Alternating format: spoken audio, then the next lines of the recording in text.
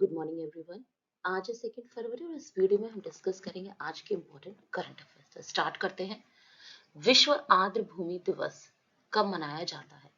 ए 1 फरवरी, B 2 फरवरी, सी 23 जनवरी और D 24 जनवरी। तो इसका सही आंसर है ऑप्शन बी 2 फरवरी। 2 फरवरी को प्रतिवर्ष विश्व आर्द्र भूमि दिवस मनाया जाता है। आर्द्र भूमि की बात करें तो स्थलीय और जलीय पारिस्थितिकी प्रणालियों के बीच, मतलब ना तो वो स्थल है पूरी तरह, ना ही वो जल है, और ये संक्रमण की स्थिति में है, ये बीच की स्थिति में है, जहाँ जल जो है वो आम तौर पर सतह पर होता है या भूमि जो है वो उथले पानी में ढकी होती है। और इससे संबंधित जो सम्मेलन है वो कहाँ हुआ था, ये मैंने कल भी आपको बताया था। ये हुआ था 1971 में रामसर में, जो कि ईरान में है। कहाँ पर है? ईरान में। अच्छा, भारत में कुल कितने वेटलैंड्स हैं? तो अभी 80 हो गए हैं। पहले कितने थे? 75 थे, 5 और प्लस हो गए। तो ये 5 कौन कौन से हैं? इसमें से 3 कर्नाटक के हैं और 2 तमिलनाडु के हैं। तो जो तमिलनाडु के वो कौन कौन से हैं? वो हैं कराईवेट्टी और लॉन्गवुड शोला रिजर्व। और जो 3 कर्नाटक में वो कौन कौन से हैं? तो मगधीकेरे कंजर्वेशन रिजर्व और अंक समुद्र पक्षी अभ्यारण्य और अघनाशिनी मोहाना। बात करें अदर ऑप्शन की तो 1 फरवरी को तटरक्षक दिवस, भारतीय तटरक्षक बल दिवस मनाया गया। 23 जनवरी को पराक्रम दिवस, 24 जनवरी को बालिका दिवस के रूप में मनाया गया। और जो ईरान में रामसर कन्वेंशन हुआ था 1971 में, तो इसके अनुसार कौन होते हैं आर्द्र भूमि? तो इसके अनुसार ऐसा स्थान जब वर्ष के 8 माह पानी भरा रहता है। अच्छा, रामसर कन्वेंशन में ही संबंधित एक आर्द्र भूमि जो है उनके रजिस्टर से संबंधित एक मॉन्ट्रैक्स रिकॉर्ड भी है। कौन सा रिकॉर्ड है? मॉन्ट्रैक्स रिकॉर्ड। ये क्या है? इसके अंतर्गत ऐसी आर्द्र भूमियों को शामिल किया जाता है जो खतरे में है या खतरे में आ सकती है। तो इसमें इंडिया की 3 थी। एक केवलादेव पक्षी अभ्यारण्य जो राजस्थान में है, लोकटक झील जो मणिपुर में है, और तीसरा चिल्का झील उड़ीसा में। तो इन 3 में से चिल्का झील मॉन्ट्रैक्स रिकॉर्ड में से बाहर निकल चुकी है, मतलब इन्होंने प्रयास किए, और उड़ीसा की जो चिल्का झील है वो खतरे में नहीं है। तो मॉन्ट्रैक्स रिकॉर्ड रामसर कन्वेंशन से संबंधित है, और इस रिकॉर्ड्स में ऐसी आर्द्र भूमियों को शामिल किया जाता है जो खतरे में है या खतरे में आ सकती हैं। तो अभी इसमें भारत के पहले 3 थे, उनमें से एक चिल्का झील वापस बाहर आ गई है खतरे से। अब केवल 2 हैं जो इस रिकॉर्ड्स में शामिल हैं। तो एक है केवलादेव और दूसरा है लोकटक झील। ये जरूर आप याद रखें, इससे रिलेटेड स्टैटिक जीके का क्वेश्चन है। भारतीय सेना की पहली महिला सूबेदार कौन है? ए प्रीति रजक, बी श्रीजा अकुला, सी सोनम मस्कर और डी दिव्यांश सिंह। तो इसका सही आंसर है ऑप्शन ए प्रीति रजक। प्रीति रजक भारतीय सेना में हवलदार के पद पर ज्वाइन करी थी 2022 में। फिर इन्होंने क्या किया? एशियन गेम्स हुए, एशियन गेम्स में ट्रैप शूटिंग में, एशियन गेम्स के ट्रैप शूटिंग में इन्हें क्या मिला है? Silver medal. और इनके इसी परफॉर्मेंस को देखते हुए इन्हें आउट ऑफ टर्म प्रमोशन दिया गया और ये भारतीय सेना में सूबेदार बन गई हैं। बात करें अदर ऑप्शन की तो श्रीजा अकुला टेबल टेनिस की भारतीय प्लेयर हैं। सोनम मस्कर और दिव्यांग सिंह ये दोनों शूटिंग से रिलेटेड हैं। सोनम मस्कर ने जो भी हाल ही में काहिरा में ISSF विश्व कप शूटिंग प्रतियोगिता चल रही है उसमें सिल्वर मेडल जीता है, और दिव्यांग सिंह ने उसमें गोल्ड मेडल जीता है। निम्न में से किसको एशियाई क्रिकेट काउंसिल का अध्यक्ष नियुक्त किया गया है? ए जय शाह, बी रवि शास्त्री, सी सचिन तेंदुलकर और डी रचिन रविंद्र। तो इसका सही आंसर है ऑप्शन ए जय शाह। जय शाह को एशियन क्रिकेट काउंसिल का अध्यक्ष फिर से नियुक्त किया गया है। और एशियाई क्रिकेट काउंसिल क्या है? तो ये एशिया महाद्वीप में जो क्रिकेट है उसके आयोजन प्रमोशन से संबंधित है। इसकी स्थापना कब की गई? तो इसकी स्थापना की गई 1983 में और ये 27 सदस्यीय और इसका मुख्यालय है कोलंबो। और कोलंबो कहाँ पर है? श्रीलंका में।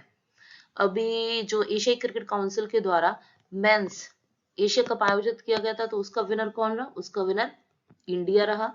और रनर अप यानी सेकंड कौन रहा? श्रीलंका। और विमेन्स में भी सेम पोजीशन, विमेन में भी इंडिया विनर और श्रीलंका रनर अप रही। बात करें अदर ऑप्शन की, तो रवि शास्त्री को भी CK Naidu lifetime achievement award दिया गया है। सचिन तेंदुलकर की बात करें तो ये भारत रत्न पाने वाले प्रथम खिलाड़ी हैं। सचिन रविंद्र तो ये न्यूजीलैंड के खिलाड़ी हैं और इन्हें ICC emerging player of the year का अवार्ड इस वर्ष दिया गया है। इनमें से कौन सा राज्य खेलो इंडिया गेम्स में प्रथम स्थान पर रहा? खेलो इंडिया गेम्स में प्रथम स्थान पर, तो option A Tamil Nadu, B Ladakh, C Maharashtra या डी हरियाणा। तो इसका सही आंसर है ऑप्शन सी महाराष्ट्र। महाराष्ट्र खेलो इंडिया गेम्स में प्रथम स्थान पर रहा। इसको 57 गोल्ड मेडल मिले, 48 सिल्वर मेडल मिले और 53 ब्रॉन्ज मेडल मिले। तो कुल ओवरऑल श्रेणी में महाराष्ट्र प्रथम स्थान पर रहा। बात करें सेकंड और थर्ड की, तो सेकंड पे तमिलनाडु और थर्ड पर हरियाणा। तमिलनाडु एक और की जो खेलो इंडिया गेम्स है, इनका आयोजन तमिलनाडु में ही किया गया था और इसका जो मस्कट या शुभंकर था तो वीरा वंगई जो एक फीमेल पर्सनैलिटी है उनको रखा गया था। लद्दाख की तो यहाँ खेलो इंडिया जो गेम्स है उनका शीतकालीन जो संस्करण है वो लद्दाख और जम्मू कश्मीर में आयोजित किया जा रहा। और लद्दाख से रिलेटेड एक और यहाँ जो हिम तेंदुओं की सर्वे रिपोर्ट आई है उसके अनुसार सबसे अधिक कहाँ पर है?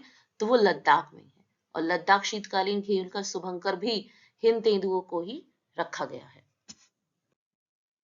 अभी हाल ही में आरबीआई के द्वारा निम्न में से किसे क्रेडिट लेन देन बंद करने का निर्देश दिया गया है? A Zomato, B Paytm, C Airtel या डी फोन पे। तो इसका सही आंसर है option B Paytm. Paytm payments bank को क्रेडिट लेन देन बंद करने का आरबीआई के द्वारा ऐसा निर्देश दिया गया है। अब ये निर्देश क्यों दिया गया है? क्योंकि जो ऑडिट रिपोर्ट्स आई हैं और बाहरी जो ऑडिटर हैं उनके द्वारा कुछ अनुपालन सत्यापन रिपोर्ट पेश की गई। उनमें ये बताया गया कि पेटीएम के द्वारा कुछ नियमों का अनुपालन नहीं किया जा रहा है और ये शिकायत 2022 में भी इस प्रकार की आई थी। और इन शिकायतों के बाद आरबीआई ने पेटीएम को बोला है कि आप क्रेडिट लेन देन बंद करें और 29 फरवरी 2024 के बाद, और वो कोई भी नया ग्राहक इसमें नहीं जोड़ सकते। बात करें पेटीएम की, तो इसका मुख्यालय कहाँ है? इसका मुख्यालय है दिल्ली में, ठीक है। और दूसरा इसके सीईओ कौन है? तो वो है सुरिंदर चावला। पेटीएम को क्रेडिट लेने देने ये सभी की जो अनुमति थी वो 2015 में दी गई थी आरबीआई के द्वारा, लेकिन इन्होंने स्टार्ट कब किया? इन्होंने स्टार्ट किया 2017 में। अच्छा, जोमेटो की बात करें तो जोमेटो को भी हाल ही में ऑनलाइन पेमेंट एग्रीगेटर की सुविधा दी गई है। ये क्या है कि ये व्यापारी और कस्टमर के बीच ऑनलाइन भुगतान की सेवाएं प्रदान करते हैं और बदले में मर्चेंट से कुछ रेवेन्यू प्राप्त करते हैं। आरबीआई आपको पता ही है कि ये हमारे देश का केंद्रीय बैंक है और इसकी स्थापना 1935 में हुई और इसके गवर्नर शक्तिकांत दास है। मंत्रिमंडल के द्वारा निम्न में से किस देश के साथ द्विपक्षीय निवेश संधि को अनुमति दी गई है? ऑप्शन ए ओमान, बी संयुक्त अरब अमीरात, सी सऊदी अरब और डी कतर।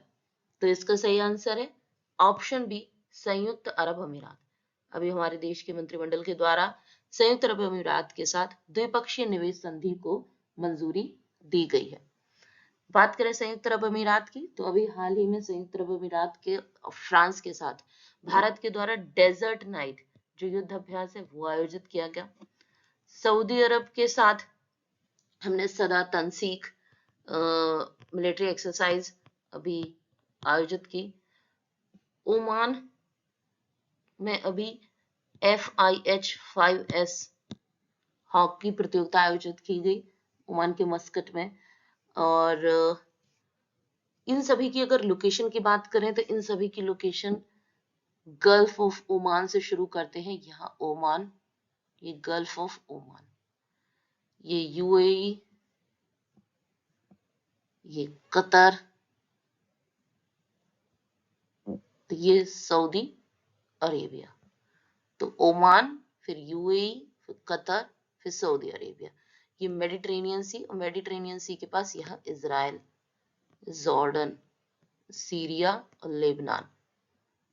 इस समय यहाँ पर जो संघर्ष की स्थिति है, तो ये सारी लोकेशन कौन किससे टच है, किसकी बाउंड्री कहाँ शेयर कर रही है, ये जरूर याद रखें। अंतरिम बजट में भारत की जीडीपी वृद्धि दर का अनुमान कितने प्रतिशत रखा गया है?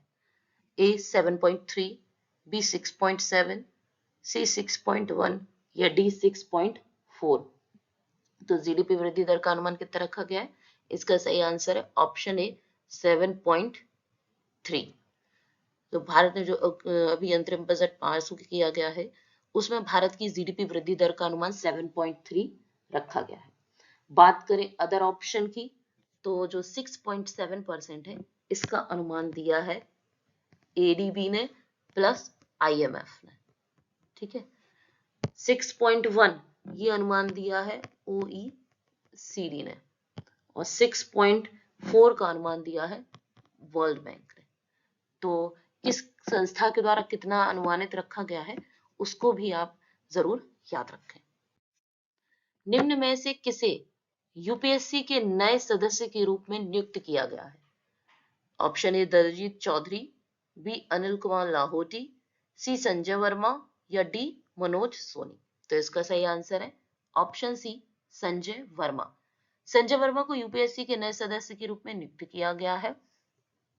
और संजय वर्मा के साथ अगर हम बात करें यूपीएससी के अध्यक्ष कौन है, तो यूपीएससी के अभी जो चेयरमैन है वो है मनोज सोनी।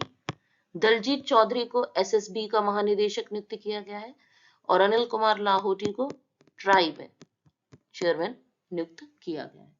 बात करें यूपीएससी की, तो यूपीएससी क्या है? एक संवैधानिक संस्था है। संवैधानिक है मतलब इसका उल्लेख कहाँ किया गया है? संविधान में किया गया है।